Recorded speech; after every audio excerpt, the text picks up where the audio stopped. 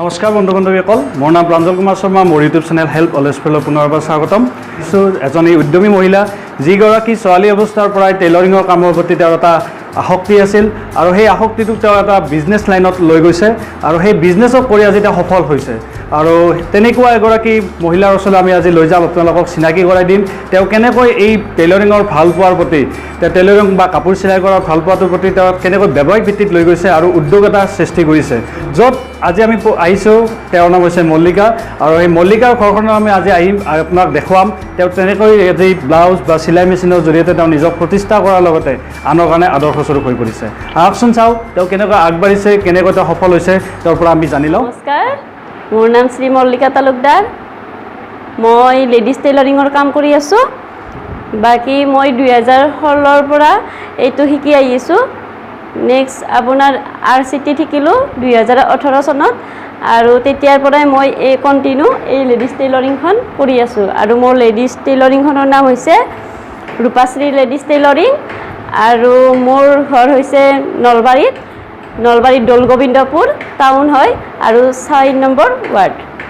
আপোনাৰ এই চিন্তাটো কেনেকৈ আহিল যে টেইলৰিং এখন আৰম্ভ কৰাৰ ক্ষেত্ৰত আপোনাৰ চিন্তাটো কেনেকৈ? চিন্তাটো মই যেতিয়া কলেজত পঢ়ি আছিলোঁ তেতিয়া মানে কি কাপোৰ চিলাব দিছিলোঁ টেইলৰিঙত, যে মই কৈছিলোঁ যে মোক ইমান তাৰিখে কাপোৰখিনি লাগিব, আপোনালোকে দি দিব। কিন্তু তেখেতসকলে কি কৰে, দেৰি কৰে, কাপোৰখিনি দিব নোৱাৰে, বহুত অসুবিধা পাইছিলোঁ। বেলেগত কাপোৰ চিলাওঁতে বহুত অসুবিধা। তেতিয়া মনতে ভাবিছিলোঁ যে ময়ো নিজে এই টেইলৰিং কৰিব পাৰিলে, চিলাই কৰিব পাৰিলে, তেনেকুৱা মোৰ মনত ভাৱ হৈছিলে। আৰু ঠিক তেনেকৈ মই ভাবিছিলোঁ যে মই কলেজৰ BA কমপ্লিট কৰি পিনে মই এই টেইলৰিংটো শিকি ল'ম ঘৰত এনেই থকাতকৈ। আৰু তেতিয়া মই আৰম্ভ কৰিলোঁ আৰু কৰি আছোঁ। তাৰপিছত নাই, সফল হ'ব পৰা নাই। মানে কি অসুবিধা হয় কাপোৰ কটাৰ কাৰণে আৰু ভালদৰে শিকায়ো নিদিয়ে টেইলৰিংবিলাকত। ঠিক তেনেকৈ মই কষ্ট কৰি আছোঁ আৰু ধৈৰ্য ধৰি আছোঁ। আৰু তাৰপিছত মই মোৰ লগৰ ছোৱালীৰ জৰিয়তে গম পালোঁ আমাৰ ইউকো RCTৰ বিষয়ে। আৰু ইউকো RCTত মই সেই প্ৰশিক্ষণ ল'লোঁ আৰু প্ৰশিক্ষণ লৈ পিনে তাত মই একদম 100% সফল হোৱা যেন মই অনুভৱ কৰোঁ। কিয়নো RCTত ট্ৰেইনিং লোৱাৰ পিছৰ পৰাই মই নিজে কাপোৰ কাটি পিনে, নিজে কাপোৰ চিলাই কৰি পিনে, মানে কি মই ভাবিছিলোঁ যে মই নিজৰ কামখিনিয়ে মই কৰিম, মোৰ নিজৰ পিন্ধা কাপোৰখিনি মই নিজে চিলাব পৰা হ'লে হৈ যাব। কিন্তু মই ভাবিলোঁ যে এতিয়া কেনেকুৱা হ'ল, মোৰ নিজৰ কাপোৰে পৰি থাকে, মোৰ নিজৰ কাপোৰে মই চিলাবৰ কাৰণে মোৰ টাইম নহয়। কিমান ব্লাউজৰ পিচ পৰি আছে কিন্তু মই চিলাব পৰা নাই। কিন্তু একেদিন মই লকডাউনত ভাবিলোঁ যে মই মানে কি কৰি থাকিম ঘৰত, এনেইতো ঘৰুৱা কাম হিচাপেতো ৰাতিপুৱাৰ কামখিনি হৈয়ে যায়, তাৰপিছত দিনটো কি কৰি থাকিম। তেতিয়া মই ভাবিলোঁ যে মই এনেকুৱা বস্তু বনাম, সময়বিলাক পাৰ কৰিম। কিন্তু মানে কি এতিয়া এইখন আৰম্ভ কৰাৰ পিছৰ পৰা মোৰ এইখনতো কমপ্লিট কৰিবই নোৱাৰিলোঁ অৰ্ডাৰৰ কাৰণে। তাৰপিছত এতিয়ালৈকে মই নন ষ্টপ কাপোৰৰ অৰ্ডাৰ সদায় ৰেগুলাৰ পাই আছোঁ। আৰু আজি 4-5 দিনমান আগত মই অৰ্ডাৰবিলাক ফিৰাব লগা হৈছে। মই নোৱাৰোঁ অকলে কিমাননো কৰিম, সেইকাৰণে মই ফিৰাব লগা হৈছে। আৰু ঠিক তেনেকৈ মই ব্লাউজবিলাক এনেকৈ বনাইছোঁ। ব্লাউজৰ বেছিকৈ অৰ্ডাৰ পাওঁ, ব্লাউজ চাদৰ মেখেলা বহুত অৰ্ডাৰ পাওঁ, কিন্তু চুৰিদাৰটো অলপ কমকৈ পাওঁ। তথাপি বেছিকৈ কাম এই ব্লাউজৰে কাম বেছিকৈ চলি আছে। এইটো 2018 চনত ট্ৰেইনিংটো লৈ, এমাহৰ ট্ৰেইনিং, আৰু ট্ৰেইনিংটো লোৱাৰ নেক্সট দিনাৰ পৰা মই আৰম্ভ কৰি দিছোঁ। ঘৰতে চেষ্টা কৰিছোঁ, ভাবিছোঁ কেনেকৈ কাটিম কাপোৰ, ভয় লাগে, কাপোৰ কাটিবৰ কাৰণে ভয় লাগে। তেতিয়া আমাক ট্ৰেইনিঙত মই এজন ছাৰৰ নাম ল'ব লাগিব, পৱন ছাৰৰ নাম ল'ব লাগিব। আৰু পৱন ছাৰে এনেকুৱা সাহস দিছে নহয়, মানে কি মনৰ পৰা, অন্তৰৰ পৰা সাহস আহি কৈছিল যে ডক্তৰ এজনে যদি মানুহৰ ইমান ডাঙৰ অপাৰেশ্যন কৰি পেট কাটি কিমান কি ডাঙৰ হেৰি কৰে, তোমালোকে সাধাৰণ কাপোৰখন কাটোতে কিয় ইমান ভয় কৰিব লাগে। মোক তেনেকুৱাকৈ আমাক উৎসাহ দিছিলে। সেই উৎসাহৰ কাৰণে আজি মই এইখিনি কৰিবলৈ সক্ষম হৈছোঁ। আৰু তাৰে লগতে যিসকলে আমাক প্ৰশিক্ষণ দিছে, নাম ক'বলৈ গ'লে প্ৰাঞ্জল ছাৰকো বহুত ধন্যবাদ। আৰু গোটেইকেইজন ছাৰকে বহুত ধন্যবাদ, যিসকলে ইমানখিনি সহায় কৰিছে আৰু উৎসাহ দিছে। আৰু এই চেনেলটোকো মই বহুত ধন্যবাদ জনাব বিচাৰিছোঁ। Help always for you, thank you, একদম বহুত থেংক ইউ। এই কামটো কৰি আছে বৰ্তমান আপুনি কেনেকুৱা ধৰণৰ ইনকাম হিচাপত আপুনি কি বুলি ক'ব? এইটো ইনকাম বুলি ক'লে ইনকাম ভাল ইনকাম আছে। আৰু আপুনি মানে কি এই কামখিনিত মানে কি ধৈৰ্য লাগিব আৰু মনোযোগ লাগিব, আৰু ধৈৰ্য মনোযোগ থাকিলে এই কামখিনিত ভালদৰে কৰিব পাৰি।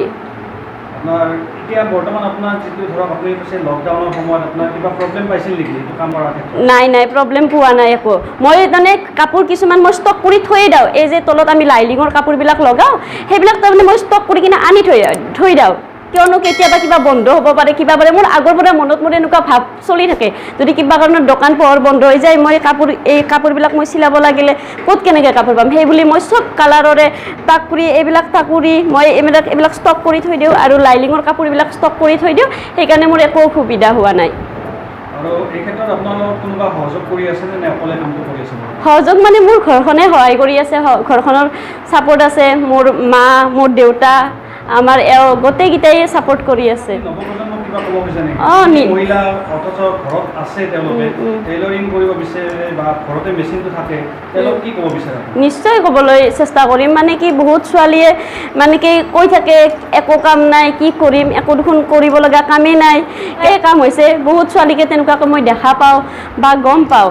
সেইকাৰণে মই এই ছোৱালীবিলাকক ক'ব খুজিম যে তোমালোকে এনাই থকাতকৈ নিজেই আজিকালি ইউটিউব চেনেল আছে, ইউটিউব চেনেলবিলাকত তোমালোকে চাব পাৰা যে কুৰ্তা এটা কেনেকৈ কাটিছে, ব্লাউজ এটা কেনেকৈ কাটিছে, কেনেকৈ চিলাব পাৰে, সেইবিলাক চাই পিনে সেই সময়বিলাক কটাব লাগে, আৰু চাই পিনে নিজে চেষ্টা কৰিব লাগে আজৰি সময়ত যে এইটো আমি এনেকৈ চাওঁ, এইটো এনেকৈ কাটিব পাৰি নেকি, এইটো মানে কি চেষ্টা কৰিব লাগে, আৰু তেতিয়া চাগে ছোৱালীবিলাকে পাৰিব আৰু আগ্ৰহী হ'ব লাগিব। কাক কৰ্তৃত্ব দিব এই কামটোত? আপোনাৰ প্ৰথমতে আৰম্ভণিৰ পৰা কাম কৰাৰ ক্ষেত্ৰত আপুনি কাক কৰ্তৃত্ব দিব খুজিছে? মোৰ মা দেউতাক দিব খোজোঁ। মোৰ মা আগতে মই যেতিয়া বিয়া হোৱা নাছিলোঁ, ঘৰত থাকোঁতে যিহেতুকে কামটো আৰম্ভ কৰিলোঁ, তেতিয়া আমাৰ মায়ে মোক কৈ আছিলে যে তই তই কৰ, তোৰ মোৰ ওপৰত বা আছে 3টা, বাসকলে বহুত কাপোৰ চিলালে সিহঁতৰ বহুত পইচাবিলাক এনেকৈ যায় বা কাপোৰবিলাক সময়মতে নাপায়। তেতিয়া মই ক'লোঁ যে মই শিকিমেই আৰু যেনে তেনে। তাৰপিছত মা মোক শিকিব দিলে, আৰু মায়ে কৈ পিনে আৰু মোৰ দেউতাই কৈ পিনে এনেকৈ শিকি পিনে আজি এইখিনি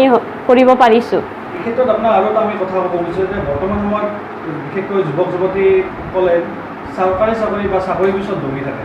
আপুনি চাকৰিৰ সলনি যে এইটো কথা বাছি ল'লে, কিয়নো আপুনিও এজন উচ্চ শিক্ষিত ছোৱালী, আৰু সেই ক্ষেত্ৰত আপুনি এই ক্ষেত্ৰত এইটো কথা চিন্তা কৰাতকৈ, চাকৰিৰ কথা চিন্তা কৰি নিজৰ ব্যৱসায়ৰ কথা চিন্তা কৰে, এইটো ক্ষেত্ৰত কিবা ক'ব লাগিব?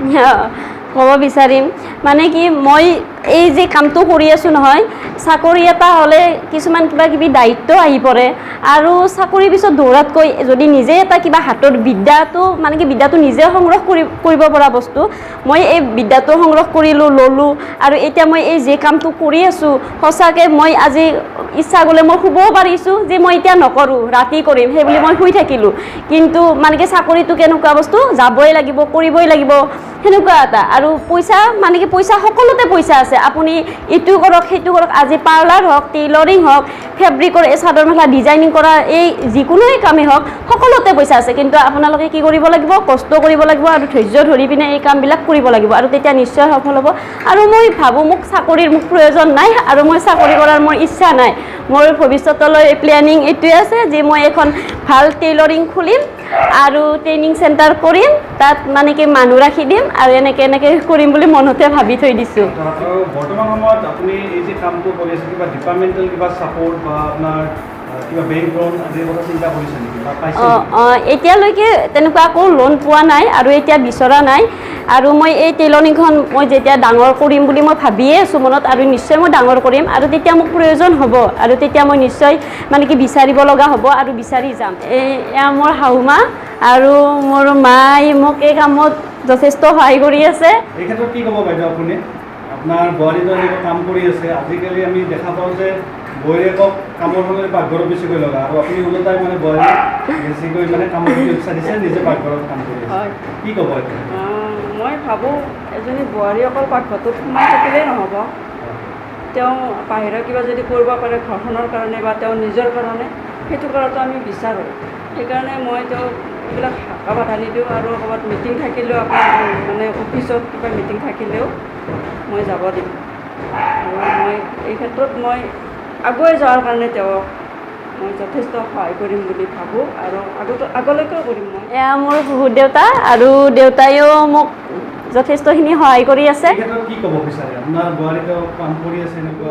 মই স্বীকাৰ কৰিব লাগিব, আজি বোৱাৰীয়ে এখন ঘৰত বোৱাৰী হৈ অহাৰ সময়ৰ পৰা এতিয়ালৈকে যিখিনি আমাক বিভিন্ন কামত আমাক সহায় কৰিছে বা আমাক সংগ দিছে, হিচাপে আমি মানি লৈছোঁ।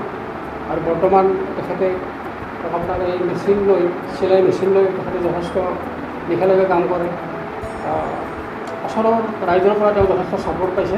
বন্ধু বান্ধৱীসকল, আমি দেখা পালোঁ যে সঁচাকৈ মই ভিডিঅ'টো আৰম্ভণিতে আপোনালোকক কৈছিলোঁ যে এগৰাকী ছোৱালী তেওঁ 2016 পৰা কাম কৰি আছিল টেইলৰিঙৰ। এটা সময়ত তেওঁ কাপোৰ চিলাই কৰাৰ কাৰণে চিন্তা কৰিছিল তেওঁ নিজৰ কাপোৰখিনি চিলাই কৰা, আৰু আজি তেওঁ নিজৰ কাপোৰ চিলাই কৰিবলৈ সময় নোপোৱা হৈছে আনৰ কাপোৰ ফিৰিবৰ কাৰণে।